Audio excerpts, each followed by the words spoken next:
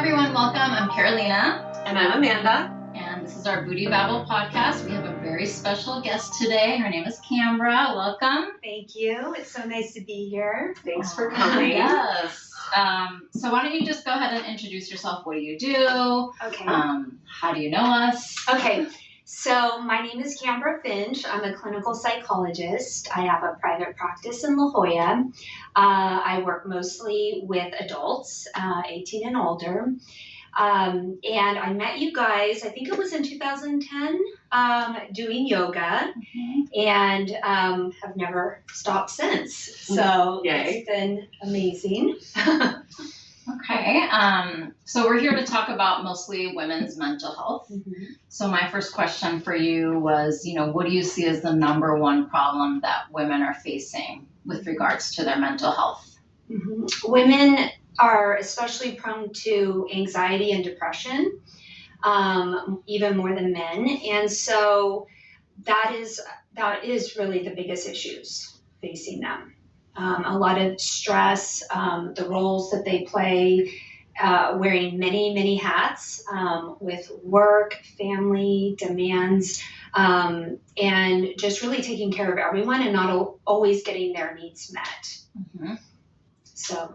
And what are some things that you recommend to them? I mean, obviously talk therapy, and then outside. But how exactly does talk therapy work? I've actually never done it. And I know most people have, but when they come in and see you, do you kind of start off talking about like why they're there? Yes. So many people come in to therapy because they can have a variety of reasons. It can be because they have more anxiety, more stress, or they're just not as happy as they once were, or just experiencing depression. They also can come in sometimes with stressful life events or life transitions. Right. And so oftentimes we first sort of see why they're there. I can assess what it is that they're feeling like they need. But a lot of times we do sort of a multifaceted approach where we look at their thoughts, their emotions they're having, and their behaviors. And so by using a combination of insight-oriented therapy, which is kind of bringing about more awareness and reflection, and then also looking at how they're aligned or not aligned with certain things that they want in their life, we can kind of understand what changes need to be made. And so for dealing with anxiety and depression outside of therapy, really we recommend things like yoga, exercise, stress management. And when it comes to understanding our thoughts, we will look at, how the person, sort of the negative self-talk, if they're experiencing guilt, if they are being very, very hard on themselves in different areas, we can kind of bring about more awareness and then help them to develop new ways of thinking, of approaching their lives. And so how do they manage their stress? Like, how do you tell them to do that? Okay, so stress management, on a very simple level, you can look at their sleeping habits, like their sleep hygiene. Are they getting enough rest? You can look at diet and nutrition, like if their nutritional needs are being met. So I always kind of like to look at the physical first, and exercise. Like, are they getting movement? Are they taking time for themselves? Do they walk or connect in nature? So that we look at. We also look at, are there any underlying medical issues or physical concerns that could be contributing, like issues with thyroid, issues with hormones, anything like that. And so we want all of those things to be in balance. Then we also will look at, again, going into so if you think about it, there's the physical, there's the mental, and there's the emotional. And then there's obviously a spiritual component. But we really kind of look at the physical first, just to see, because it can sometimes be easier to kind of move the needle when you're looking at behaviors. What behaviors are you doing that are contributing to more stress or more depression, more suffering?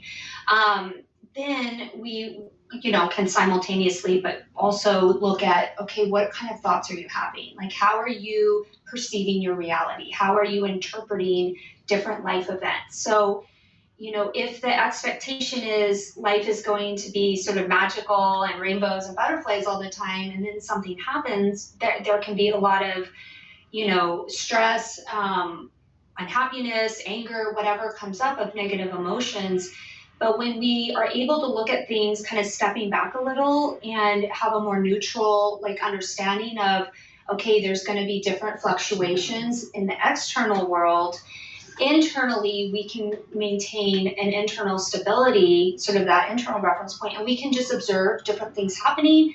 We can find ways to respond that is, where we're responding to those different life events just appropriately. Like, okay, there's a problem, there's a solution, Right. versus becoming emotionally unraveled and, having a difficult time. And then with our emotions, we look at different types of things, meditations and mindfulness can help us with emotional regulation as well.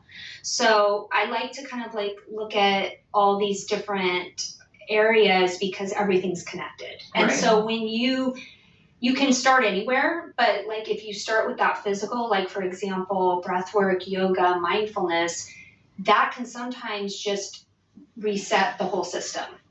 Even good old exercise, or like you said, being outside. Yes. Especially walking outside, or Yes, huge. Being in nature, sun, light, grounding, being barefoot, a connection with, nature is a connection with something greater than ourselves. And so those types of things. Right. So sometimes, and even doing yoga outside with the breath work, with the movement, with the exercise, it really does align us emotionally, spiritually, physically. So it can have a huge positive impact. And it's pretty simple. Yeah, it really Do you is. find that they do it? Yes. Comply, I guess. Okay, Complying, right? So it depends. So Right. so with behavior change, let's say somebody comes in and says that I want all these amazing things in my life. It's okay, well, first, when you want to change something within yourself, you have to have, the number one thing is awareness, insight. Okay, I'm aware that maybe something is an issue. And the second thing, most important thing, is motivation. So you could say, well, I want to make all these changes, but I'm not doing what it takes. Yeah. Or you could say, oh, I want to do all these things, but kind of lack that awareness. So how do you motivate them? It's really not hard. up to me. Yeah. Right. So that's the thing. But it's really, if somebody is looking for that motivation, I think the thing that is interesting with therapy is you're looking at patterns that emerge over time. So if somebody is consistently saying, I want to do all these things, but not doing them, then again, it's not for me to have an agenda for them. It's either it isn't important for them, or maybe it is, but then we can look at, you say this is important to you, Right. but we see over and over that you're not prioritizing this, making time for it, or setting boundaries with others. Yeah. Or a course of action. Yeah. Yeah. So those are other components of behavior changes. You do want to have set intentions, have a goal. You do need to take action, and then having those sort of small consistency. So taking steps, even if it's just baby steps. baby They always steps. say work better Yeah. than radical shift. For some people, yeah. Yeah. Some people want their personalities. They want that radical shift. But I like the little, 1%, the incremental movement in the right direction, because if you're moving a little over that period of a year or 5 years, Huge progress. it's a huge progress. And I can see really needing a weekly check-in Mm-hmm. to really implement these changes. Yeah. And to even just talk about wow, I'm not doing anything that I said I was going to do. Just needing even to talk about the inaction. Mm-hmm. Yeah. Well, and also, so with therapy, people oftentimes there's short-term and longer-term therapy. So with personal growth and with consciousness and insight and awareness, it's not something that is just like a switch that you turn on and it's there. Right. It's sort of like which is what is so amazing about life, is like we're always learning and growing every day. So for short term, where somebody's like, I just don't like these certain things, we can kind of like more look at the surface and say, like, for example, I do actually a lot of coaching as well. And it's kind of more like, well, what's your goal? What's your plan? Let's look at your calendar. What do you need to do this week? And it's more on the surface. With longer term therapy, where people are like, I want to understand like why I continually attract like this type of a person, or why this sort of certain situation continually comes up for me, or why I keep repeating these dynamics and patterns. Mm-hmm. We can kind of look, a little bit more about early childhood and their early relationships, where maybe it's not even something that's coming from them. Like, for example, like with guilt or something like that, it could be that they were around somebody in their early childhood and they kind of took on this, it's in their environment. We know that environments influence us. Right. And so our relationships, and especially our early relationships with our parents, they influence us. So being able to say, was this even my stuff, or is this somebody else's stuff? Like, I don't even want to be this way in the world, but it's something I learned so early that it's so familiar and it's so comfortable, even if it's uncomfortable. It's like that familiar comfort of doing that same thing. And so then looking at how do I see the world in a different way, it can be a little challenging because it's uncomfortable. Yeah. And you're undoing like a long learned habit. Yeah. It could be passed down through many generations. They're saying even now our memories are passed through our genetics and things like that. So these are things that are a little deeper, but also super cool and like amazing, because that awareness and that insight, because when you realize, wow, suffering is a choice, and I actually have a choice in how I approach my life and my world. And that, I think, is just so empowering. Yeah. And you brought up mom or guilt, yes. And like I was talking to Amanda about this before you got here, is like mom guilt is such a huge thing. And I was talking to someone else recently who just became a mom. Yeah. And she was talking about how like from the second she got pregnant, it was like always guilty. Like, did I do something that's going to hurt my baby? Right. I didn't sleep enough. I'm hurting my baby. Or, like just anything is like the guilt is there, right? Yes. For me, it's mostly like when I'm leaving my kids to do something, like I'm going out with my friends or I'm going on a trip or whatever, like I feel intense guilt. Or like if I feel like I didn't parent right, or like I yelled at my kid, and like the guilt just stays and you feel like such deep guilt. And I think it's not a good emotion to have. And so, I mean, what's your experience with mom guilt? Is that something that almost all women have? Or? It's huge, yes. So many women have this, and I agree. It's not like a helpful emotion. It's not like, that useful emotion where, it comes up and it feels like, well, at least that was productive. It sort of just kind of lingers. Like icky. And it's like about things that happened in the past that you can't change. Yeah. Right? Like, how's that helpful? Exactly. So with guilt, with all emotions, I like to just bring them up and really look at them. So with the icky emotions, a lot of times we'll feel them and like, don't want to, you kind of push it away or avoid it, or we can use distractions to kind of not go there. But with guilt and with all emotions, I want to pull them up and I want to face them and sort of explore. Okay, what is this emotion about? Like, okay, I'm taking a trip and I'm leaving my kids. Okay, what are my intentions behind taking this trip? Maybe it's work, maybe it's to have a break or spend time with a loved one. It's okay, so is something bad going to happen by me taking this trip? So you kind of break it down and look at the facts. Right. So when we're in an emotional state, which guilt is emotional, we a lot of times can distort reality or kind of have this irrational thinking, like, and it can kind of cause confusion. It can kind of make us feel a little like the ick feeling or kind of confused or I'm just not clear. And then we don't confront it. So then it just hangs out, and now we're feeling just this overall negative experience. But when you actually take it, look at it, break it down, and kind of understand, okay, where's the source of this guilt? Do I, am I taking care of these other needs? Am I doing like what I can? Is this something that's important for my self-care? Like, am I going to come back from this trip refreshed with more energy to give even more than I gave before? Right. It's sort of understanding, okay, what is going on? When we look at the facts, usually what we find is it's actually you're doing a really good thing as a mom to take this action. Mm-hmm.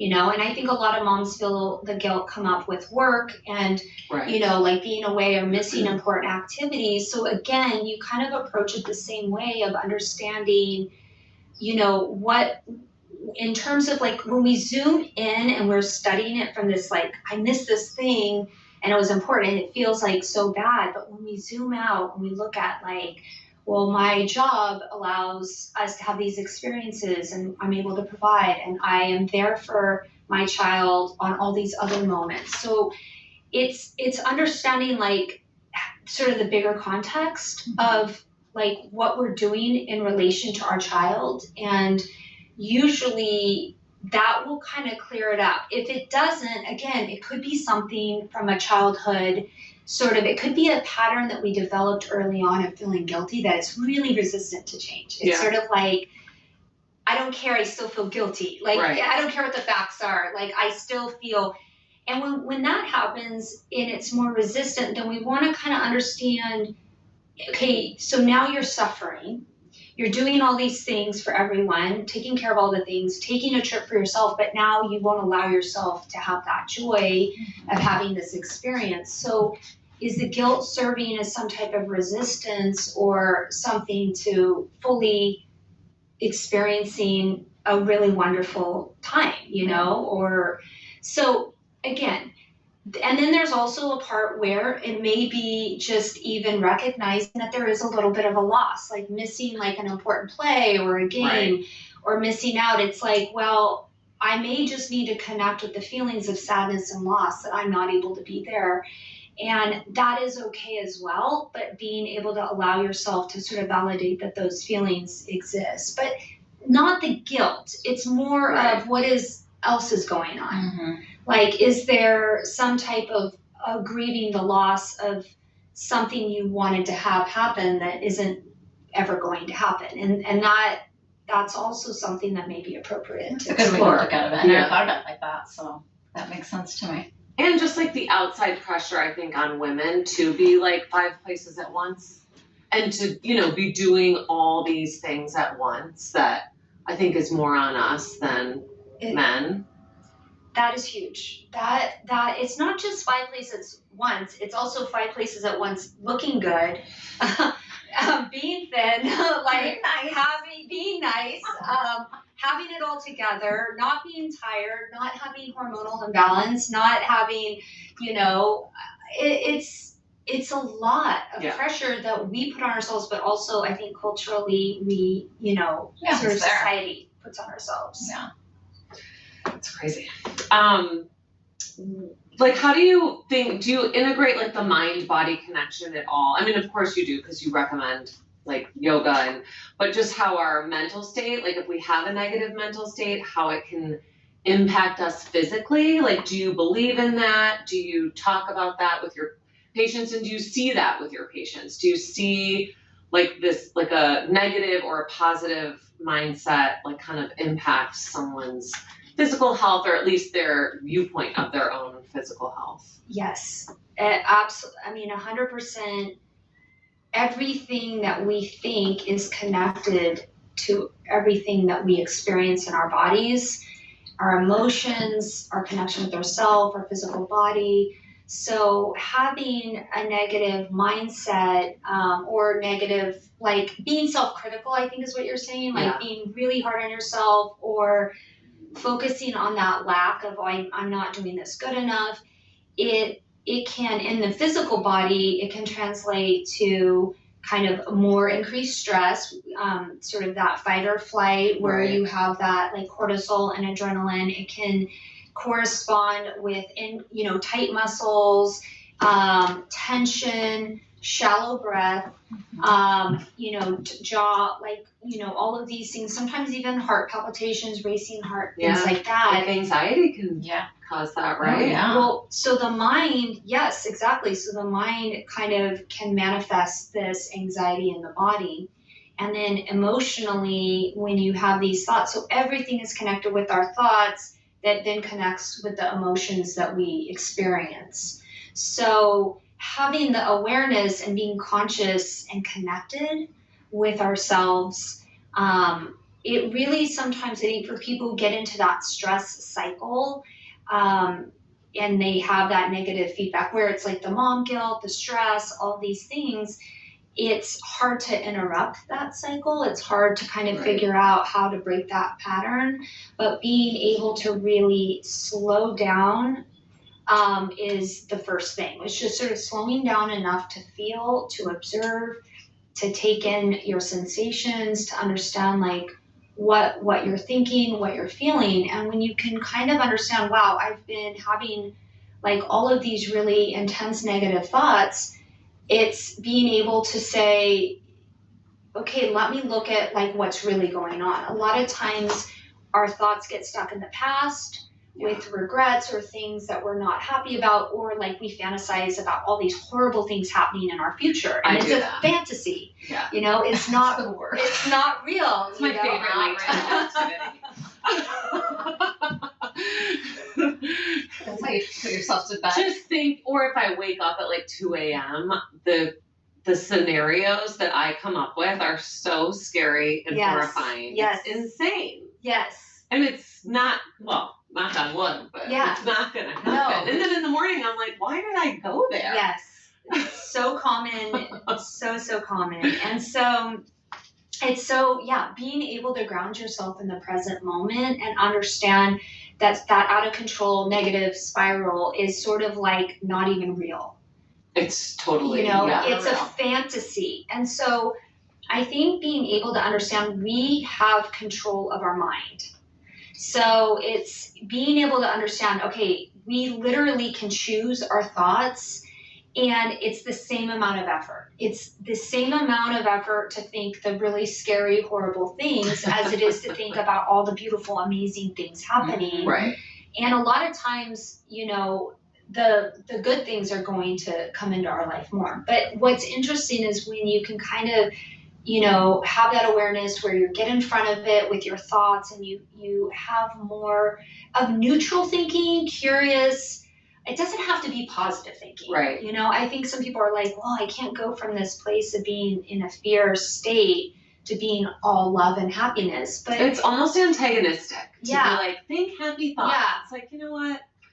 I can't right now. But to go neutral is almost better. Well, and sometimes the happy thoughts aren't authentic in our experience. So we're talking about being conscious and connected and authentic. So what makes more sense is being curious, interested, neutral, and innocent in a way. Like, okay, I wonder what's going to come of that, Okay, I wonder what's going to happen. And like, whoa, okay, that's going down, interesting. Okay, so observe. Just kind of going with it a little bit? Yeah, observing it without judgment. Observing things happening and thinking, okay, what are my options? What different ways can I respond to this? But we don't have to be like, okay, that's happening. That's going to lead to this. This is going to lead to this. And like all of a sudden, you're down the rabbit hole of like, and meanwhile, your body experiences it as it's actually happening. Yeah. Right. So our mind isn't really knowing what we're fantasizing about, like it's seeing it as that's a real thing. And sometimes we're having a racing heart, we're having that stress response in our body. We can't digest our food, we can't sleep, we can't have that rest and digest component. And so now we're in this chronic state of stress and inflammation and all the things. So what do you think is like the top 5 things that contribute negatively to our state of mind? I know you mentioned a couple, but like if you had to think about like the top 5 worst things you could do Okay. for your mental health? So, there's so many. There's really so many. I always like to kind of just look at your environment. Look at the people you're with. Look at the environment you're in, and be aware of like how you feel. When you're with certain people, do you leave with like so much more energy, or do you feeling like, oh, I'm exhausted, like I need coffee, or, so you can start to navigate your life in a way where you are going more towards those things that bring you energy. So environment is huge. I think also being aware of how you spend your time. So looking at like your behavior through the day. I think a lot of people are on technology, Instagram or whatever, Snapchat and these TikToks and things like that. And so it's like you're spending so much time there, and that may be creating more stress. You're comparing yourself to others, kind of unrealistic expectations that it may not even be real what we're seeing. And so that is a huge component.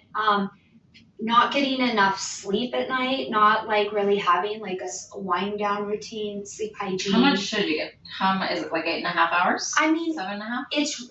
They say 7 to 9, but it's different for everyone. And it depends on the quality of your sleep as well. So, I think some people might say I get 5 or 6 hours and I, get, 2 hours of REM and 2 hours of deep, and I feel amazing. Because they have an Aura ring, so they know. Yeah, exactly. So, yeah, I do. But, I think that it's like each person needs to kind of feel that out. But I think if you feel well rested through the day. Yeah. So. Or if I just think so many people wake up in the middle of the night. Yeah. For however. I do not have that problem, ever. Good. Yeah. That's great. I just feel like a lot of women say that. It is. It's very common. A lot of times it can be a hormonal shifts. Yeah. It can be stress. And I think being on your screen really late at night, or even looking at TVs, like that kind of blue light is coming in, disruptive.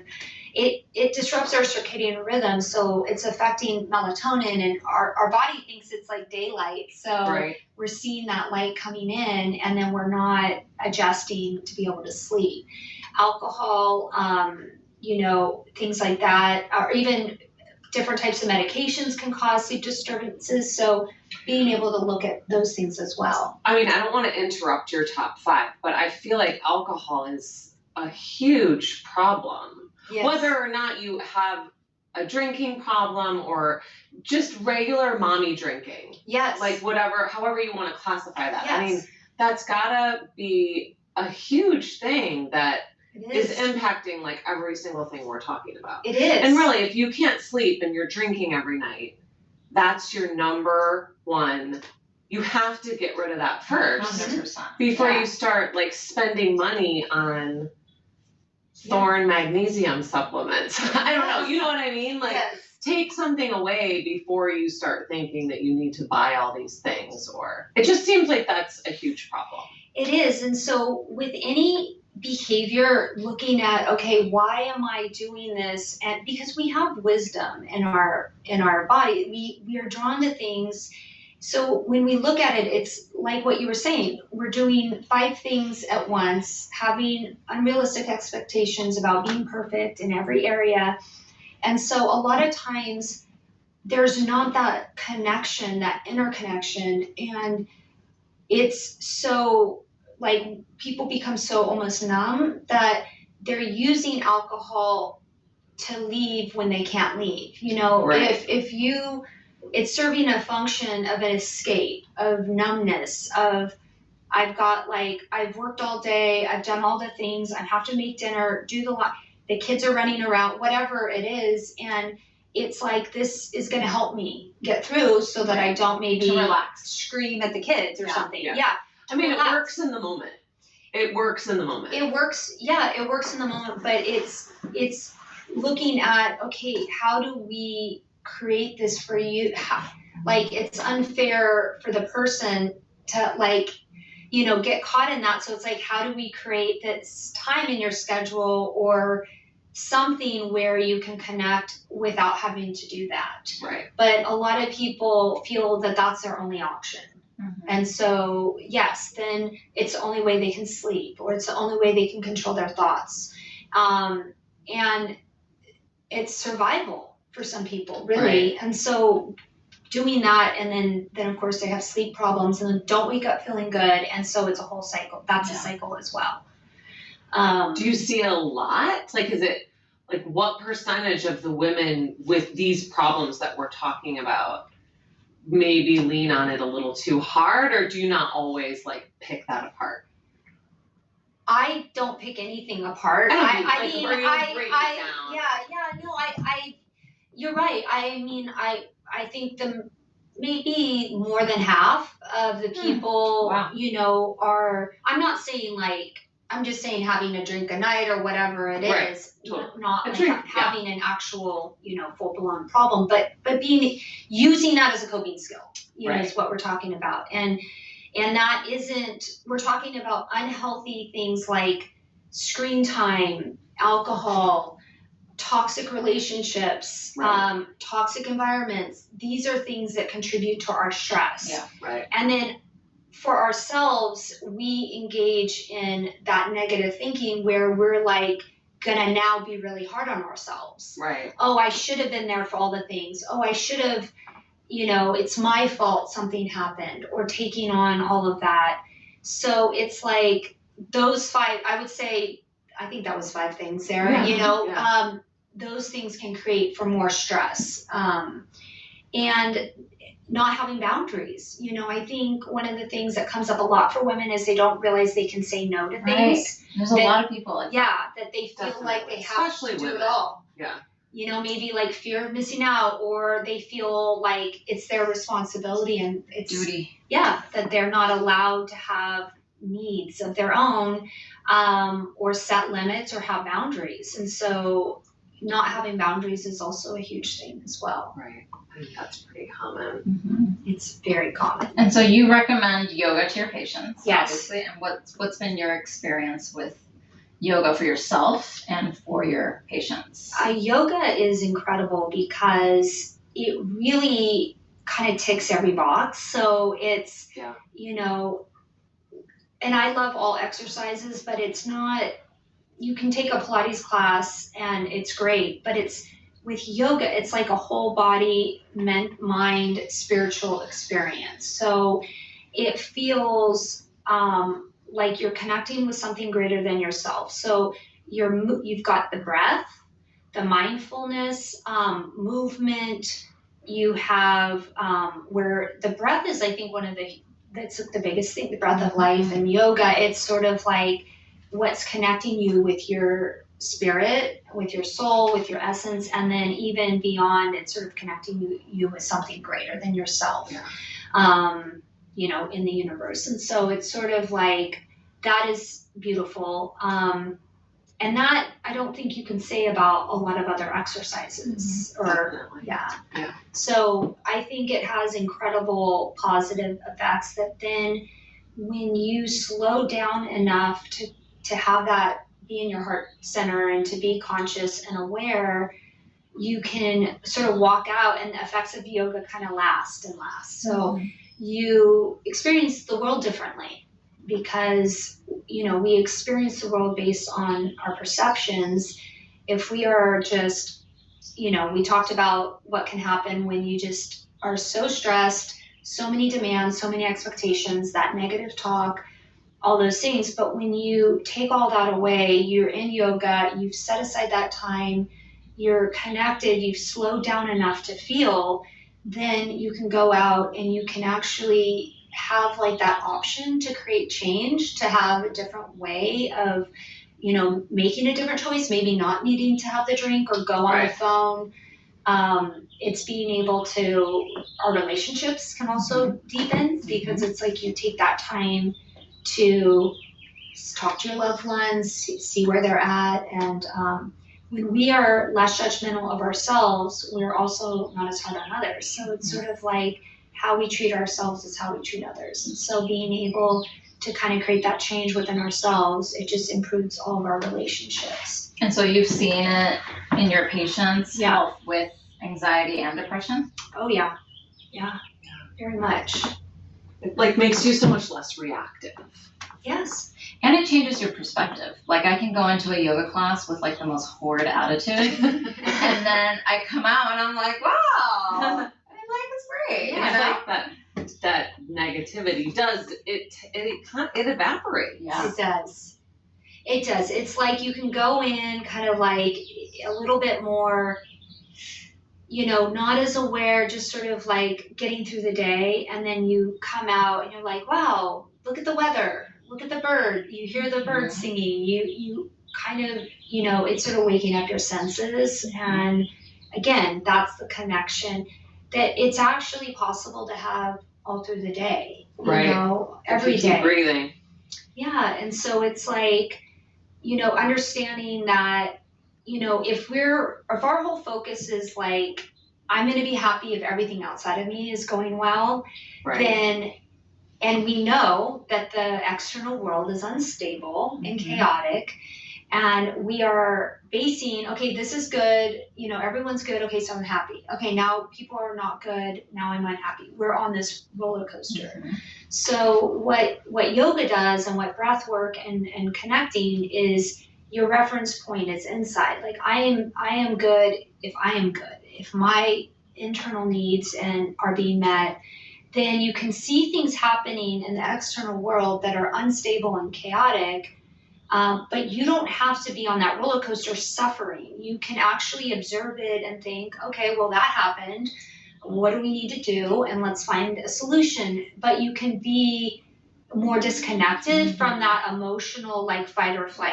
You know, we were talking about that earlier. It's like activating the parasympathetic nervous system and that rest and digest. It's like you're going to have an easier time not having that kind of freak out. Yeah. And I mean, yoga does do that. It puts you in your parasympathetic state. Yes. Even a hard class. Yes. You know, like that's physically demanding that maybe you're in a sympathetic state at some point during the class. Like at the end, you're in that. And that is like the healing state. You know, where your body is, where all your physiological systems are, you know, happening in a more optimal way. And so it does have that physical impact. It does, absolutely. Have you noticed a lot of women in like your clients abusing like the like Ozempic, like the fat loss medication? I not abusing.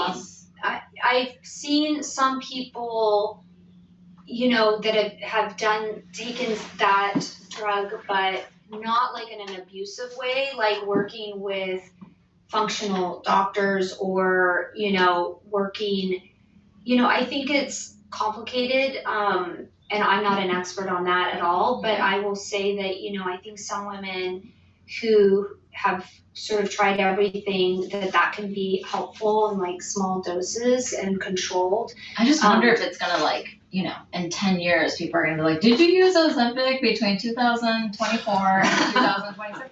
Like, you know, like I wonder if there's any negative effects to that. Well, I think that they've been using it for longer than it's been popular for diabetes. But for diabetes, so when someone takes it and they don't have diabetes, what happens like mentally and physically? Like I wonder if there's any sort of effects like that. Well, you know, I think for women going through hormonal shifts where they have a hormonal weight gain, and they take small amounts of that, and that the effects actually have been very positive on their mental health because they feel better. They feel like themselves again. They feel free. They feel, you know, and again, I don't have, like, that's not my area. So I know there's other doctors that probably can really speak to this, but I think every person needs to just use discernment and understand their intentions when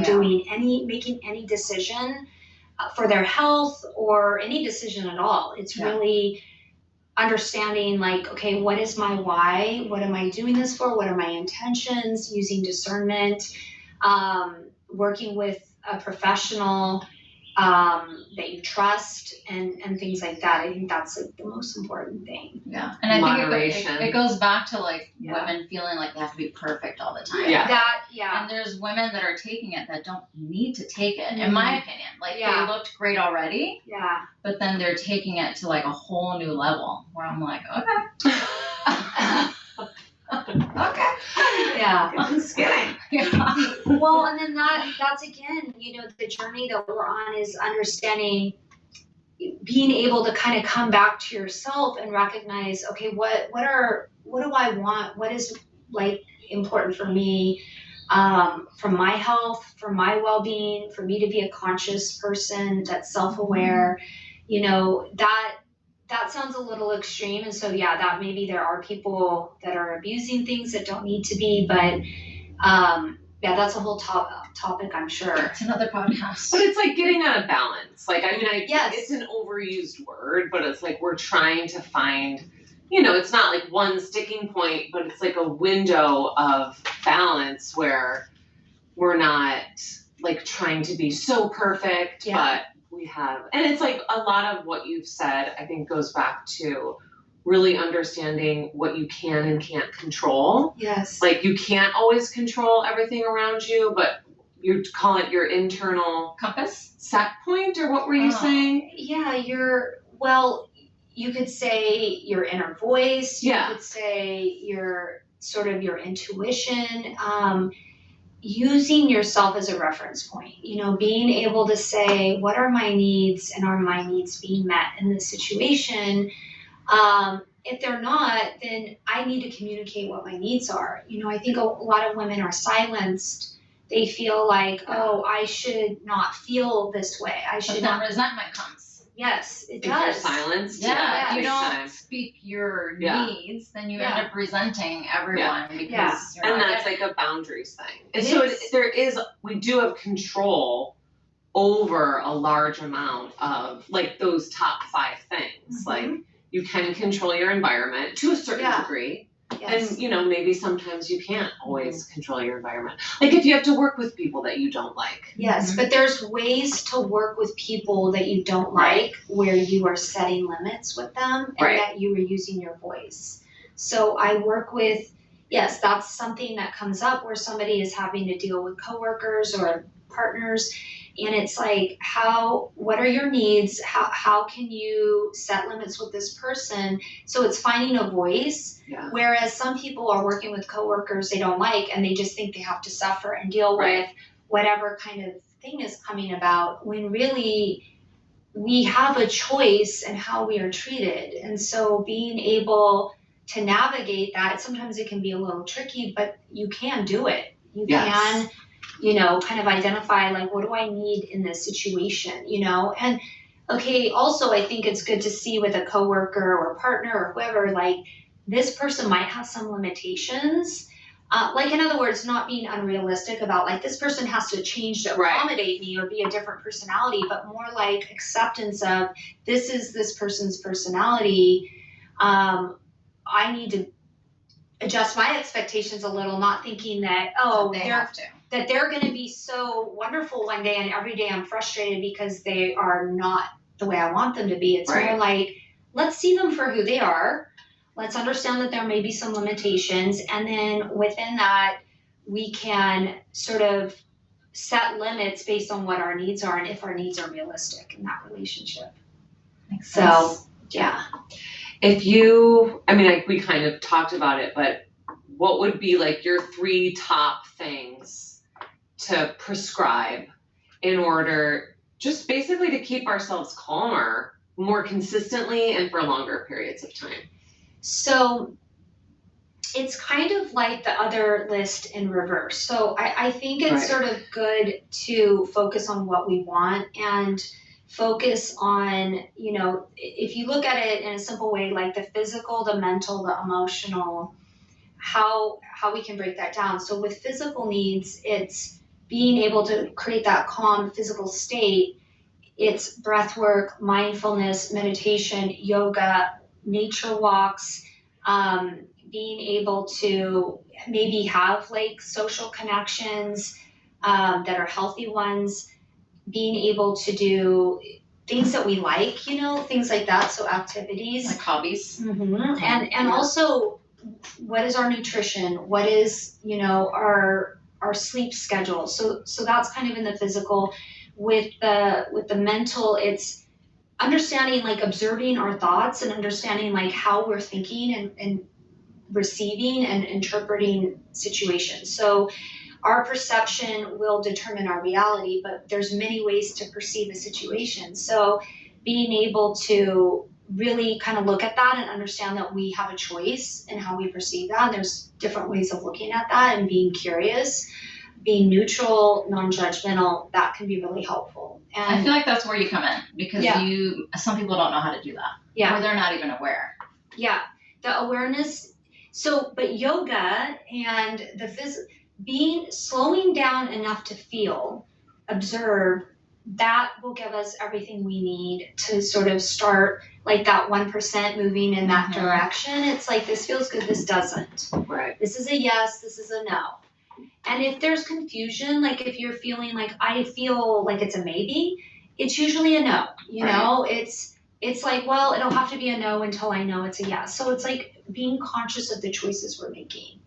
And then just the emotional component is just making sure our emotional needs are being met, and being able to challenge certain things that come up. If it's guilt or fears, being able to kind of bring them to the surface, look at them, and challenge the things. Is this even a real thing? Is it a fantasy? Is it in the past? And, you know, if so, there's ways to forgive yourself for past things, to sort of accept it, forgive it, release it. There's that process too. So, those would be my 3 things, is focus on those 3 areas. Okay. It's all very doable. It is. Yeah. You know, it's not like this unreachable sort of goal. Well, and the thing is, I think like if we zoom out and we look at like our purpose here, and just being conscious, being aware. You know, we're not here to be living in a state of fear and stress and anxiety, like judging ourselves, upset with the world. You know, there's so much beauty everywhere. And when you slow down and take it in, it's really inspirational. And so when you start to feel inspired by all these things, you realize you don't have to judge. There isn't a right or wrong way to do things. You can live your life and kind of take it, you know, day by day or moment by moment of like what feels good, and like lean into what feels good. Then you start to realize that you're more in alignment. So your thoughts, your mind, your heart, your emotions, your body, everything is sort of in alignment. And then things start to kind of flow a little nicer. Yeah.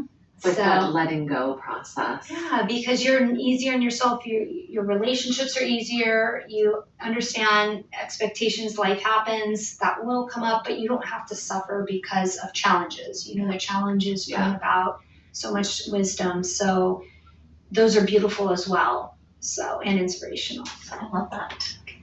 It works. It's powerful and simple, and thank you. Yeah. You're welcome. Thanks so much for chatting with us. This is amazing. Yeah, I think everyone will really be helped by your wisdom. Oh, well, and then come to your classes. That's right.